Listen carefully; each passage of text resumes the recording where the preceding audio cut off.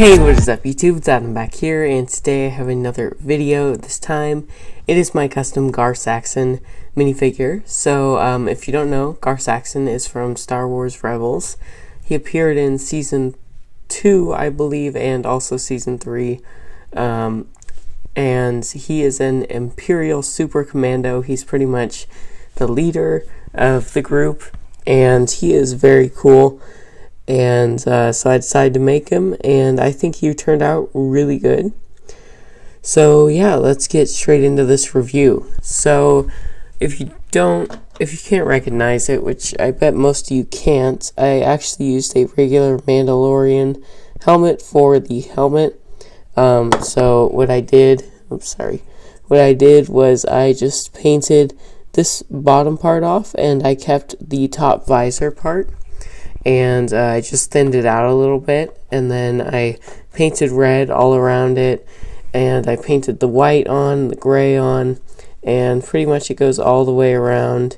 Yeah, so then I painted on this black piece right here, and then there's some little gray detailing by that, and there's this piece this little detail up here. It's like a reverse, it's like a triangle pretty much. I'm not sure what it's for, but yeah, so and then he has these little antennas or big antennas, I guess, on each side, and if you notice, this one's a little bit taller than that one. That's actually accurate to the figure, as his left one's a little bit taller than his right one.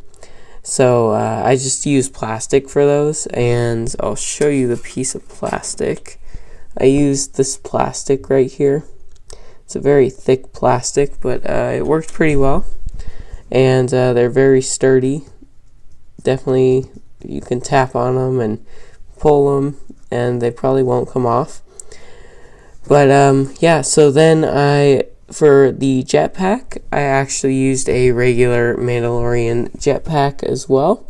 But I cut off these two sides, and I left the middle thing, but I cut off the top rocket. And then I left pretty much everything except for the corners. I cut those off to make a curve.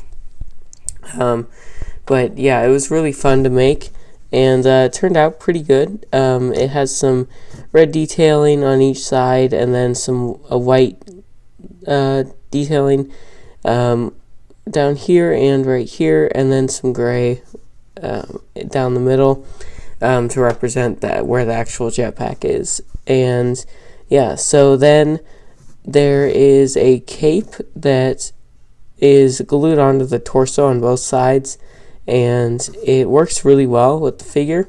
And I kind of wanted to make it go a little bit farther out, but I didn't have the fabric to do that, so I just created this little piece right here, and yeah, it blends pretty well with the figure. I think the red that I used is pretty good. It could have been a little bit darker, but yeah, so then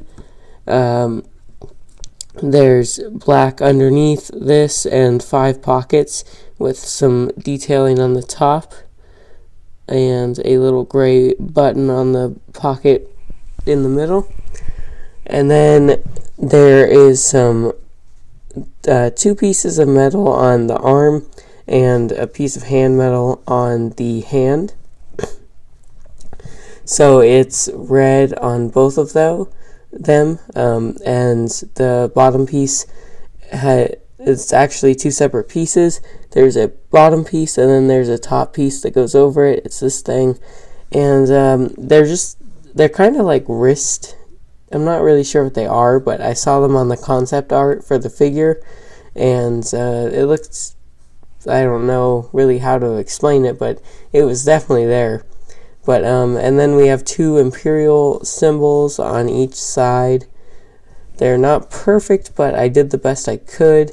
Instead of doing it was more accurate just to paint them on than to put metal on, so I did that instead.